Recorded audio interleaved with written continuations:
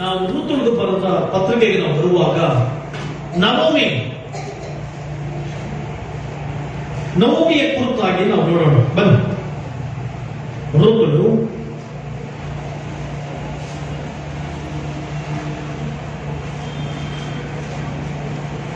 1ನೇ ಅಧ್ಯಾಯ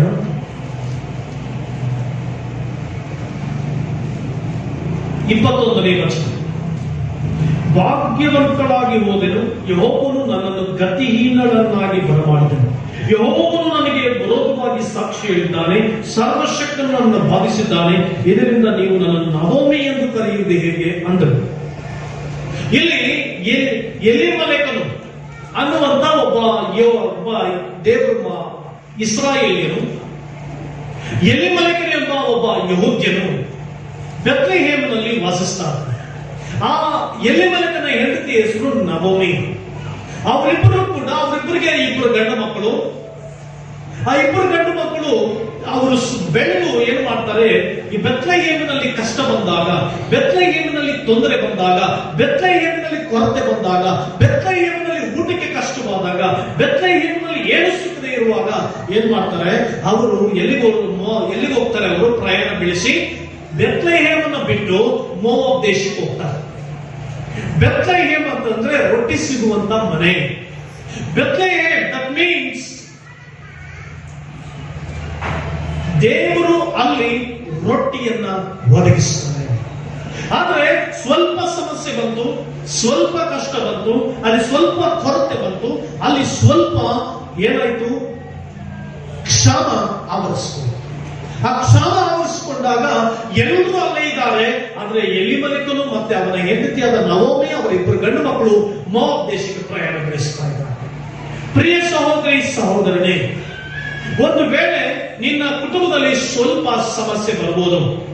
ನೀನು ದೇವರ ಕಡೆಗೆ ಬಂದಿದ್ದೀನಿ, ಯೇಸುವನ್ನು ಆರಾಧಿಸುವುದಕ್ಕಾಗಿ ಬಂದಿದ್ದೀನಿ, ಸಮಯ ಬರ್ತಾ ಇದ್ದೀನಿ. ಕುಟುಂಬದಲ್ಲಿ ಒಂದು ವೇಳೆ ಬೆತ್ಲೆಹೇಮಿನಲ್ಲಿ ಅಲ್ಲಿ ರೊಟ್ಟಿ ಸಿಗುವಂತ ಮನೆ, ಕ್ಷಾಮ ಇರಲಿಲ್ಲ, ತೊಂದರೆ ಇರಲಿಲ್ಲ, ಅಂತ ಮನೆಯಲ್ಲಿ ಒಂದು ಸ್ವಲ್ಪ ಕ್ಷಾಮ ಬಂತು. ಎಲ್ಲರೂ ಅಲ್ಲಿ ಇದ್ದಾರೆ, ಇವರು ಮಾತ್ರವೇ ಏನ್ ಮಾಡಿದ್ರು, ಮೋವಾಬ್ ದೇಶಕ್ಕೆ ಪ್ರಯಾಣ ಬೆಳೆಸಿದ್ರು. ಸಹೋದರಿ, ಕುಟುಂಬದಲ್ಲಿ ಒಂದು ವೇಳೆ ಸಣ್ಣ ಸಮಸ್ಯೆ ಬರಬಹುದು,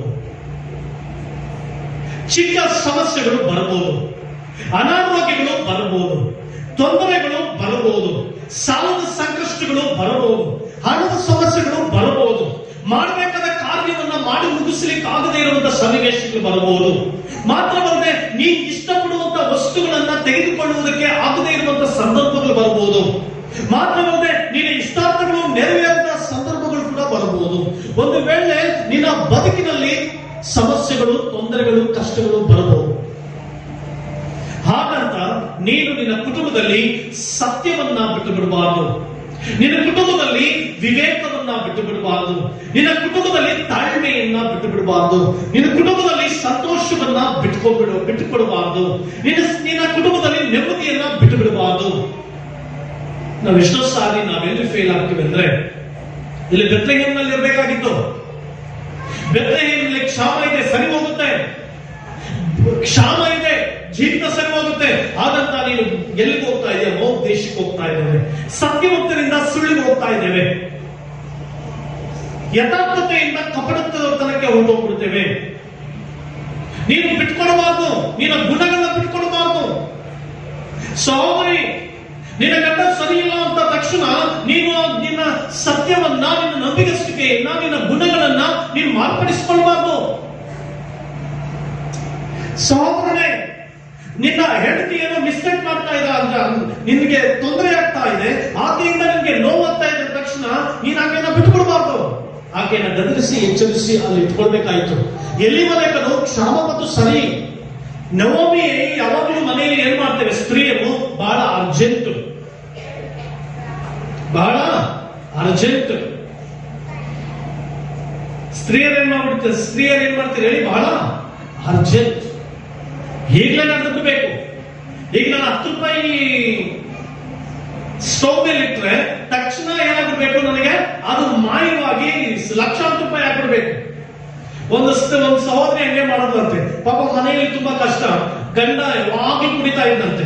ಗಂಡ ಯಾವಾಗ್ಲೂ ಕುಡಿತಾ ಇರುವಾಗ ಈ ಸಹೋದರಿ ಯೋಚನೆ ಮಾಡದಂತೆ ನನ್ನ ಗಂಡ ಸರಿ ಹೋಗಲ್ಲ, ಆದ್ರಿಂದ ನಾನು ಪ್ಲಾನ್ ಮಾಡ್ತೀನಿ ಅಂತ ಹೇಳಿ ಪ್ರಾರ್ಥನೆ ಮಾಡಿ ಏನ್ ಮಾಡ್ತಂತೆ, ದೇವರ ಹತ್ರ ಪ್ರಾರ್ಥನೆ ಮಾಡಿದ್ರೆ, ಸ್ವಾಮಿ ನನ್ನ ಹತ್ರ 10 ರೂಪಾಯಿ ಇದೆ, ನಾನೀಗ ಸ್ಟವ್ ಮೇಲೆ ಇಟ್ಬಿಟ್ಟು ಏನಾಗ್ತೀನಿ, ಕುಕ್ಕರ್ ನಲ್ಲಿ ಇದನ್ನ ಹಾಕಿ ಮುಚ್ಚಿಬಿಟ್ಟು ಇನ್ನೊಂದು ಅರ್ಧ ಗಂಟೆ ಆದ್ಮೇಲೆ ತೆಗಿತೀನಿ, ಸ್ಟವ್ ಎಲ್ಲ ಅಂಟಿಸ್ಬಿಟ್ಟು ನಾನು ತೆಗೆದು ನೋಡಿದಾಗ ಇದು 10 ರೂಪಾಯಿ ನನಗೆ ಏನಾಗಿರ್ಬೇಕು, 10,000 ಆಗಿರ್ಬೇಕು ದೇವ್ರೆ ಅಂತ ಯೋಚನೆ ಮಾಡಿ ಇಟ್ಲ. ಒಂದು ಅರ್ಧ ಗಂಟೆ ಚೆನ್ನಾಗಿ ಗುಡಿಸ್ಬಿಟ್ಟು ಆ ಕುಕ್ಕರ್ ನ ಮುಚ್ಚಲ ತೆಗೆದಾಡ್ತೆ. ನೋಡಿದ್ರೆ ಆ ಪೇಪರ್ ಏನಾಗಿರ್ತದೆ ಗೊತ್ತಾ, ಎಲ್ಲ ಇದಕ್ಕೆ ಹಬೆಗೆ ಏನಾಗಿತ್ತಂತೆ, ಆವಿಗೆ ಅದ ಒಂದು ಹಬೆಗೆ ಫುಲ್ ತ್ಯಾವ ಆಗಿ ಸಣ್ಣಗಾಗಿ ಹೋಗಿರ್ತದೆ. ಎಷ್ಟೋ ಜನ ನಾವು ಹಂಗೆ ಅರ್ಜೆಂಟ್ ಪಡ್ತೀನಿ. ಫಸ್ಟ್ ಕೇಳಿಸ್ಕೋ, ಅರ್ಜೆಂಟ್ ಪಡ್ಬೇಡ, ಅರ್ಜೆನ್ಸಿ ಬೇಡ, ಕುಟುಂಬ ಕಟ್ಕೊಳ್ಳೋದಕ್ಕೆ ಅರ್ಜೆಂಟ್ ಬೇಡ, ಮದುವೆ ಮಾಡ್ಕೊಳ್ಳೋದಕ್ಕೆ ಅರ್ಜೆಂಟ್ ಬೇಡ. ಹಲ್ಲೆಲೂಯಾ. ಅರ್ಜೆಂಟ್ ಯಾವುದಕ್ಕೂ ಪಡಬೇಡ. ಗಂಡನ ವಿಚಾರಿಸ್ಕೊಳ್ಳೋದಕ್ಕೆ ಅರ್ಜೆಂಟ್ ಬೇಡ, ಹೆಂಡತಿನ ವಿಚಾರಿಸ್ಕೊಳ್ಳೋದಕ್ಕೆ ಅರ್ಜೆಂಟ್ ಬೇಡ, ಮಕ್ಕಳನ್ನ ವಿಚಾರಿಸ್ಕೊಳ್ಳೋದಕ್ಕೆ ಅರ್ಜೆಂಟ್ ಬೇಡ. ಅರ್ಜೆಂಟ್ ಬಹಳ ತುರ್ತು ಪರಿಸ್ಥಿತಿಯಲ್ಲಿ ಇರ್ತೀವಿ ನಾವು. ಅದಕ್ಕೆ ಸಾಮಾನ್ಯವಾಗಿ ಬಸ್ಗಳಲ್ಲಿ ಅಲ್ಲೂ ಹಾಕಿರ್ತಾರೆ, ಏನಂತ ಹಾಕಿರ್ತಾರೆ, ತುರ್ತು ಪರಿಸ್ಥಿತಿ ಅಂದ್ರೆ ಏನೋ ಎಮರ್ಜೆನ್ಸಿ, ಬಹಳ ಎಮರ್ಜೆನ್ಸಿ ಆಗಿರ್ತೀವಿ ನಾವು. ನಿನ್ ಬದುಕನ್ನ ಎಮರ್ಜೆನ್ಸಿಗೆ ಇಟ್ಕೊಂಡು ಹೋಗಿ ಎಮರ್ಜೆನ್ಸಿ ಝೋನ್ ಅಲ್ಲಿ ಇರಬೇಡ.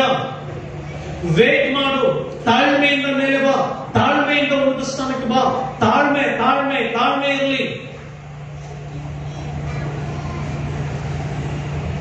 ನಮ್ದೆಲ್ಲ ಜೀವನ ಹೆಂಗಂತಂದ್ರೆ ಇಮ್ಮಿಡಿಯೇಟ್ ಆಗಿ ನನ್ನ ಮೇಲೆ ಬಂದ್ಬಿಡ್ಬೇಕು, ಇಮ್ಮಿಡಿಯೇಟ್ ಆಗಿ ನನಗೆ ಚೆನ್ನಾಗಿ ಆಗ್ಬಿಡ್ಬೇಕು, ಇಮ್ಮಿಡಿಯೇಟ್ ಆಗಿ ನನಗೆ ಆಶೀರ್ವಾದ ಬಂದ್ಬಿಡ್ಬೇಕು, ಇಮ್ಮಿಡಿಯೇಟ್ ಆಗಿ ನನಗೆ ಎಲ್ಲ ಸಿಕ್ಬಿಡ್ಬೇಕು. ನಾವು ಇಮ್ಮಿಡಿಯೇಟ್ ಆಗಿ ಸಿಗ್ಬೇಕಂದ್ರೆ ಸಿಗಲ್ಲ. ಇಮ್ಮಿಡಿಯೇಟ್ ಆಗಿ ನಿಮ್ಗೆ ಸಿಗ್ಬೇಕಂದ್ರೆ ಎಲ್ಲೂ ಸಿಗಲ್ಲ. ನಾವ್ ಯಾವ ಮಾಂತ್ರಿಕರಲ್ಲ. ಇಮ್ಮಿಡಿಯೇಟ್ ಆಗಿ ಆರೋಗ್ಯ ಸಿಕ್ಬಿಡ್ಬೇಕು, ಇಮ್ಮಿಡಿಯೇಟ್ ಆಗಿ ನನ್ನ ಐಶ್ವರ್ಯವಂತನ ಆಗ್ಬಿಡ್ಬೇಕು, ಇಮ್ಮಿಡಿಯೇಟ್ ಆಗಿ ನನ್ನ ಪರ್ಸನಲ್ಲಿ ದುಡ್ಡು ಬಂದ್ಬಿಡ್ಬೇಕು. ನೋ, ಇಮ್ಮಿಡಿಯೇಟ್ ಆಗಿ ದುಡ್ಡು ಬಂದ್ಬಿಡ್ಲಿಕ್ಕೆ ನಮ್ಮ ದೇವರು ಪ್ರಿಂಟಿನವನು ಅಲ್ಲ. ನಮ್ಮ ದೇವರು ಹಣವನ್ನು ಪ್ರಿಂಟ್ ಮಾಡೋ ದೇವರು ಅಲ್ಲ.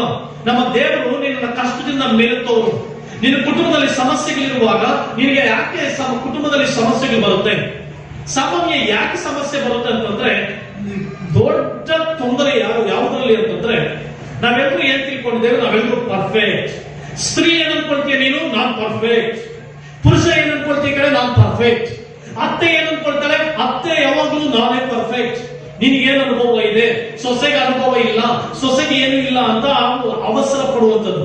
ಈ ಕಡೆ ಸೊಸೆಗೆ ಏನಂತಾರೆ, ನೀನು ಮುದುಕಿ ಆಗಿದೆಯಾ, ನಿನಗೆ ವಯಸ್ಸಾಗೋಗೈತೆ, ನಿನಗೆ ಜಾಸ್ತಿ ವಯಸ್ಸಾಯ್ತು, ಜ್ಞಾನ ಕಮ್ಮಿ ನಿನಗೆ, ನಾನು ಇವತ್ತಿನ ಹೊಸದಾಗಿ ಮದುವೆ ಆಗಿ ಬಂದಿದ್ದೀನಿ, ನಾನು ಮಾಡರ್ನ್ ಲೇಡಿ, ನೀನು ಓಲ್ಡ್ ಲೇಡಿ, ಮಾಡರ್ನ್ ಲೇಡಿ. ನೀನು ಬಹಳ ಓಲ್ಡ್, ನಾನು ಮಾಡರ್ನ್. ಆದ್ರಿಂದ ನಿನ್ಗೇನು ಗೊತ್ತಿಲ್ಲ, ಬಾಯಿ ಮುಚ್ಕೊಂಡಿರುವ ಅಂತೀವಿ. ಅರ್ಜೆಂಟ್ ಪಡ್ತೀವಿ, ಅವಸರ ಪಡ್ತೀವಿ.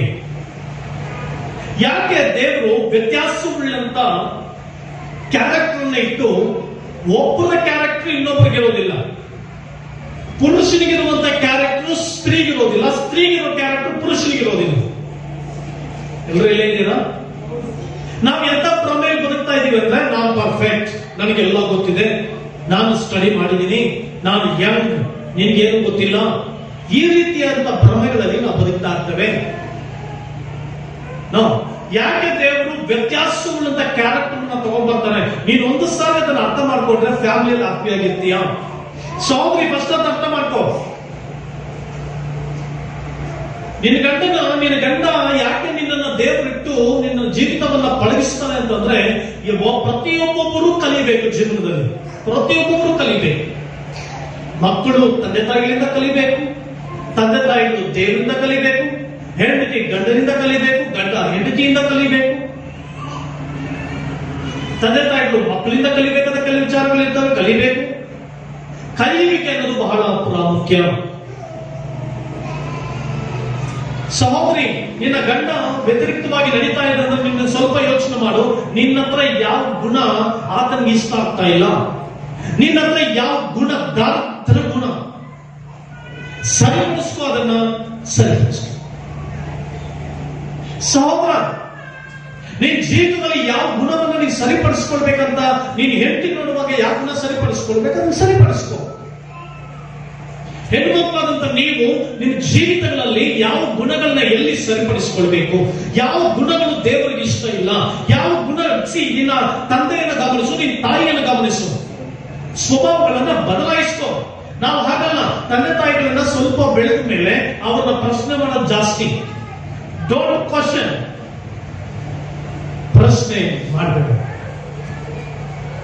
ರೂತಳು ಇಲ್ಲಿ ರೂತನ ಅತ್ತಿಯಾದಂತ ನವೋಮಿ ಗಂಡನ್ ಹೇಳ್ಬೋದಾಗಿತ್ತು, ಬೇಡ ರೀ, ನಾವು ಬೆತ್ಲೆಹೇಮ್ನಲ್ಲೇ ಇರೋಣ, ಕಷ್ಟ ಆದ್ರೂ ಪರವಾಗಿಲ್ಲ, ಅಡ್ಜಸ್ಟ್ ಮಾಡ್ಕೊಳ್ಳೋಣ, ನಾವು ಗಂಜಿಯನ್ನಾದ್ರೂ ಕುಡಿದು ಜೀವನ ಮಾಡೋಣ, ಫಿಲಿಸ್ಟ್ ನಾವು ದೇವ ಮಕ್ಕಳು ಇಲ್ಲದೆ ಇರುವಂತಹ ಮೋವಾಬ್ಗೆ ಹೋಗೋದು ಬೇಡ, ಅಲ್ಲಿ ಯಹೂದ್ಯರು ಯಾರು ಇಲ್ಲ, ಅಲ್ಲಿ ಯಾರು ದೇವರ ಮಕ್ಕಳು ಇಲ್ಲ ಅಂತ ಯೋಚನೆ ಮಾಡಬೇಕಾಯ್ತು, ಅಂತ ಸ್ವಲ್ಪ ಗಮನ ಕೊಡ್ಬೇಕಾಯ್ತು.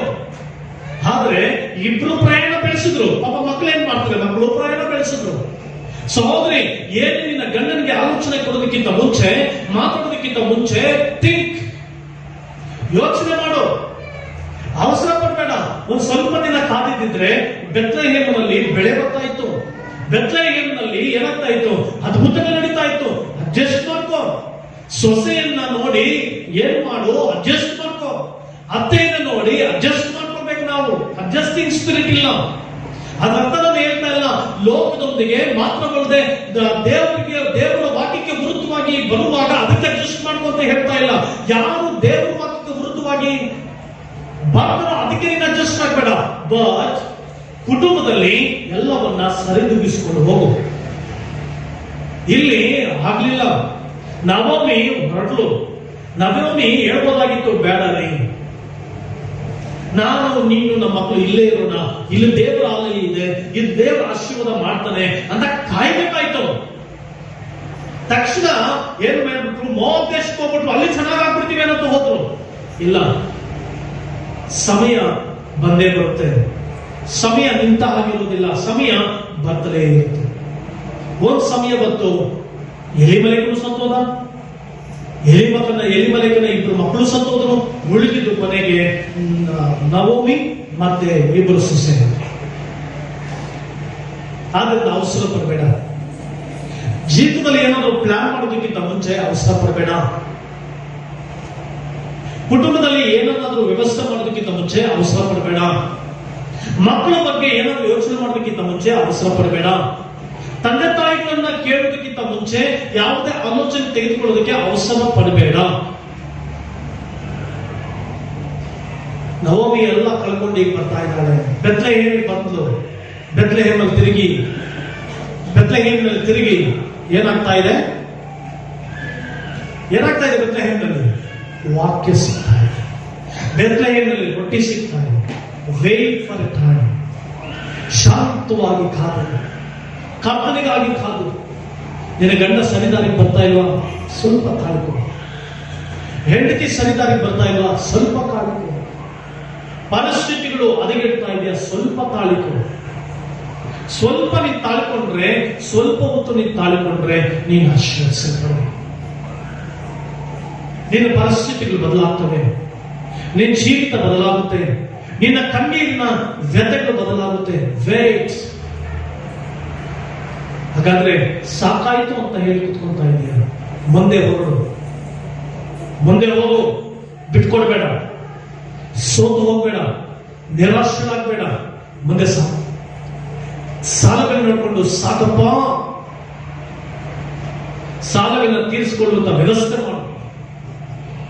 ದುಃಖಗಳನ್ನು ನೋಡಿ ಸಾಕಪ್ಪ, ದುಃಖ ಪರಾಮರಿಸುವಂತ ದೇವರ ಪಾದದಲ್ಲಿರು. ಅತ್ತೆ ಸೊಸೆ, ಮಾವ ಅಳಿಯ, ತಂದೆ ತಾಯಿ, ಗಂಡ ಹೆಂಡತಿ ಮಧ್ಯದಲ್ಲಿರುವಂತ ಸಮಸ್ಯೆಗಳನ್ನ ದೊಡ್ಡದು ಮಾಡ್ಕೊಂಡು ಹೋಗ್ತೀಯೋ, ಅದನ್ನ ಬಿಡುಗಡೆಯಾಗಿ ಸಂತೋಷವಾಗಿರ್ತೀಯೋ, ನೀನೇ ತೀರ್ಮಾನ ತೆಗೆದುಕೋ. ಸಾಕಾಯ್ತು. ನಿನ್ ಗಂಡ ನೋಡಿ ಸಾಕಾಯ್ತು ಅನ್ಬೇಡ, ನಿನ್ ಹೆಂಡತಿ ನೋಡಿ ಸಾಕಾಯ್ತು ಅನ್ಬೇಡ, ನಿನ್ ಮಕ್ಕಳು ನೋಡಿ ಸಾಕಾಯ್ತು ಅನ್ಬೇಡ. ಖಮಾ, ಬದಲಾವಣೆ ಮಾಡ್ಕೋ. ಒಬ್ಬೊಬ್ರು ಸಂತೋಷವಾಗಿ ಬದುಕರಿ ಕುಟುಂಬದಲ್ಲಿ, ನೆಮ್ಮದಿಯಾಗಿ ಬದುಕರಿ ಕುಟುಂಬದಲ್ಲಿ. ನವೋಮಿ ಎಲ್ಲ ಕಳ್ಕೊಂಡ್ಲು. ಗಂಡನ ಕಳ್ಕೊಂಡ ಮೇಲೆ ಗಂಡನ ಬೆಲೆ ಗೊತ್ತಾಯ್ತು, ಮಕ್ಕಳು ಕಳ್ಕೊಂಡ ಮೇಲೆ ಮಕ್ಕಳ ಬೆಲೆ ಗೊತ್ತಾಯ್ತು. ನಾವೇನ್ ಮಾಡ್ತೀವಿ ಗೊತ್ತಾ? ನಮ್ಗೆ ಬೆಲೆ ಗೊತ್ತಾಗ್ಬೇಕು, ಗಂಡನ ಬೆಲೆ ಗೊತ್ತಾಗ್ಬೇಕು. ಎಷ್ಟೋ ಸಾರಿ ಪ್ರತಿಯೊಂದು ಸ್ತ್ರೀ ನಾವೇನ್ ಮಾಡ್ತೇವೆ, ಅವನ ಕೆಡುವಿಕೆ, ಅವನ ಕಾರ್ಯಗಳು ನೋಡಿ ಸೋತು ಹೋಗ್ತೇವೆ. ಅವನನ್ನ ದೇವರ ಕಡೆಗೆ ನಡೆಸುವುದಕ್ಕೆ ಪ್ರಯತ್ನಿಸು.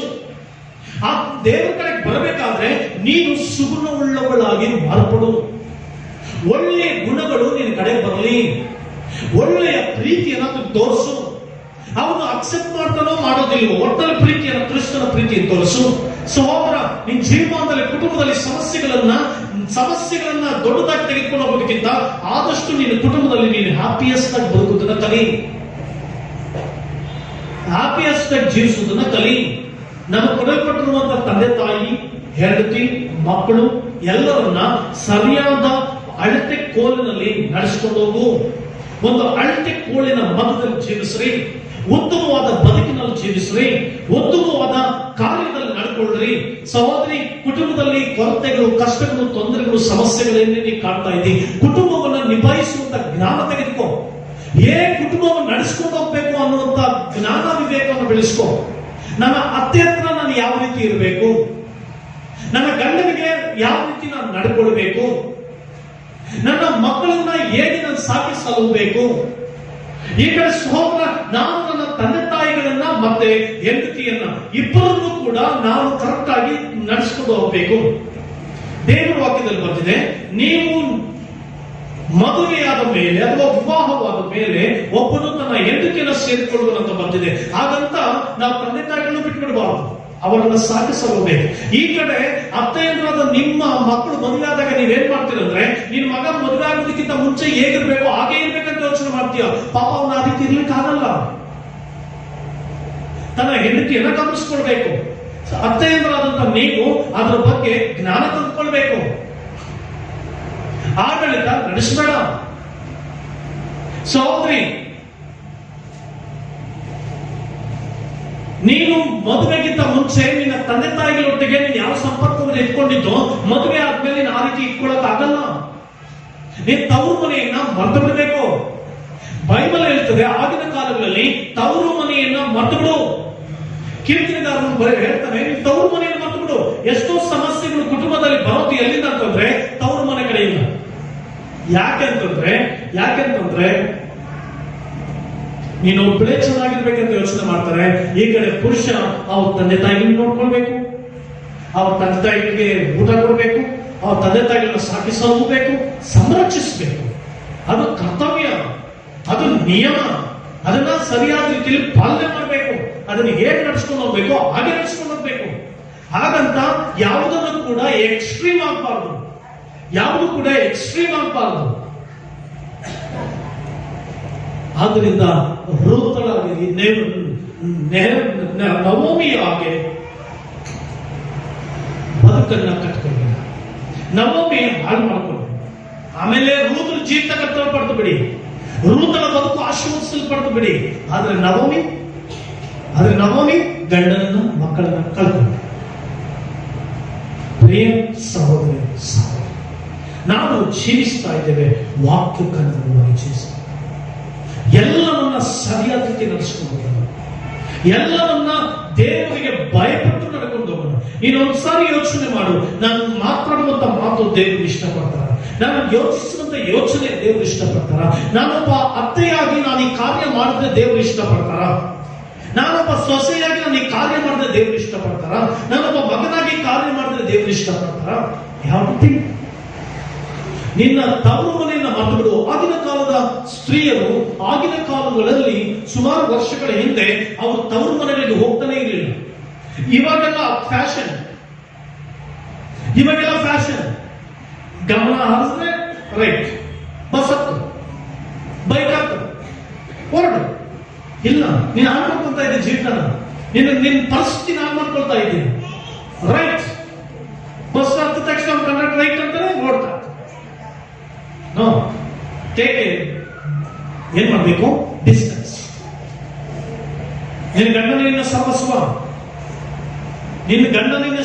ಅಂತ ನೀನು ಬದುಕಬೇಕು, ಜೀವಿಸಬೇಕು, ಅದರಿಂದ ನಡ್ಕೊಳ್ಬೇಕು. ಏಕಡೆ ಸಹೋದರ, ನಿನ್ನ ಹೆಂಡತಿ ನಿನ್ನ ಸರ್ವಸ್ವ ಅಂತ ಆಕೆಗೆ ಬೇಕಾದನ್ನು ಅನುಗ್ರಹಿಸಿ, ಆಕೆ ಇಷ್ಟಾರ್ಥಗಳನ್ನ ಪೂರೈಸಿ, ಆಕೆ ಏನು ಕೇಳ್ತಾಳೋ ಅದನ್ನು ಕೊಡಿಸುವಂತ ರೆಸ್ಪಾನ್ಸಿಬಿಲಿಟಿ ಇಟ್ಸ್ ಯುವರ್ಸ್. ಹಾಗಂತ ಸಹೋದರಿ, ನಿನ್ನ ಗಂಡನ ಕಷ್ಟವನ್ನು ಅರ್ಥ ಮಾಡ್ಕೊಳ್ಬೇಕು, ನಿನ್ನ ಗಂಡನ ಪರಿಸ್ಥಿತಿಯನ್ನು ಅರ್ಥ ಮಾಡ್ಕೊಳ್ಬೇಕು. ಆತನು ಸಾಮಾನ್ಯವಾಗಿ ಪೊಲೀಸ್ ಹಣ ಹಣದಾಶೆಯುಳ್ಳವನು ಯಾಕಾಗ್ತಾನೆ ಹೇಳಿ? ತನ್ನ ಹೆಂಡತಿಯಿಂದ. ಒಬ್ಬ ಪೊಲೀಸ್ ಲಂಚಕೋರ ಯಾಕಾಗ್ತಾನೆ ಹೇಳಿ? ಅಥವಾ ಒಂದು ಗೌರ್ಮೆಂಟ್ ಅಫಿಷಿಯಲ್ಸ್ ಲಂಚವನ್ನು ಯಾಕೆ ತೆಗೆದುಕೊಳ್ತಾರೆ ಹೇಳಿ? ತನ್ನ ಹೆಂಡತಿಯಿಂದ. ತನ್ನ ಹೆಂಡತಿ ಏನ್ ಹೇಳ್ತಾಳೆ? ನಮಗೆ ಒಡವೆ ಬೇಕು, ನಮಗೆ ಏನ್ ಬೇಕು, ಐಶ್ವರ್ಯ ಬೇಕು, ನಮ್ಗೆ ಒಳ್ಳೆ ಮನೆ ಬೇಕು, ಎಲ್ಲ. ಆದ್ರೆ ನಮ್ಗೆ ಬರುವಂತ ಸಂಬಳದಲ್ಲಿ ಅವ್ನು ಮಾಡಕ್ಕಾಗಲ್ಲ. ಅವಾಗ ಏನ್ ಮಾಡ್ತಾನೆ? ಅವನು ತಪ್ಪಾದ ಕಾರ್ಯಕ್ಕೆ ಕೈ ಹಾಕ್ತಾನೆ. ಅವಾಗ ಏನಾಗುತ್ತೆ? ಹೆಂಡತಿಗೆಲ್ಲ ಸಿಗುತ್ತೆ, ಆದ್ರೆ ಶಾಪ ಹಿಂಬಾಲಿಸುತ್ತಲ್ವ? ಸಹೋದರನೇ, ಎಲ್ಲವೂ ಕೂಡ ಚೌಕಟ್ಟಿನಲ್ಲಿ ನಡೆಯಿ. ನಿನ್ನ ಹಣದಲ್ಲಿ ವ್ಯವಸ್ಥೆಯನ್ನು ಮಾಡ್ಕೋ. ನಿನ್ನ ಹಣದಲ್ಲಿ ನಿನ್ನ ಕುಟುಂಬವನ್ನು ಪರಿಪಾಲಿಸುವುದಕ್ಕೆ ವ್ಯವಸ್ಥೆ ಮಾಡ್ಕೋ. ಆದ್ದರಿಂದ ನವೋಮಿಯ ಹಾಗೆ ಹಾಳು ಮಾಡಿಕೊಂಡು ನವೋಮಿ ತನ್ನ ಕುಟುಂಬವನ್ನ ಹಾಳು ಮಾಡಿಕೊಂಡು ಬೆತ್ಲೆಹೇಮಲ್ಲಿ ಬೇಕಾಯಿತು. ಬೆತ್ಲೆಹೇಮನ್ನು ಬಿಟ್ಟು ಬೆತ್ಲೆಹೇಮಲ್ಲಿ ಕಷ್ಟ ಆದ್ರೂ ಇರ್ಬೇಕಾಗಿತ್ತು, ಇರ್ಲಿಲ್ಲ. ಎಷ್ಟೋ ಸಾರಿ ನಾವು ಕಷ್ಟಗಳನ್ನ, ಮನೆ ಕಷ್ಟ ಬಂದ್ರೆ ಸಹಿಸ್ಕೊಳಕ್ಕಾಗಲ್ಲ, ನಾವು ಎಲ್ಲವನ್ನ ಸರಿಯಾದ ರೀತಿಯಲ್ಲಿ ನಡೆಸಿಕೊಂಡು ಹೋಗ್ಬೇಕು. ಹಲ್ಲೆಲೂಯಾ. ಆದ್ದರಿಂದ ಪ್ರಿಯ ಸಹೋದರನೇ ಸಹೋದರಿ, ಸಾಕಾಯ್ತು ಅಂತ ನಿಂತ್ಕೊಳ್ಬೇಡ. ಸಾಕಾಯ್ತು ಅಂತ ನಿಂತ್ಕೊಳ್ಬೇಡ. ಮುಂದೆ ಹೊರಡು. ಕರ್ತನಿಗಾಗಿ ಮುಂದೆ ಹೊರಡು. ಕರ್ತನು ನಿನ್ನನ್ನು ಆಶೀರ್ವದಿಸು. ಹಲ್ಲೆಲೂಯಾ.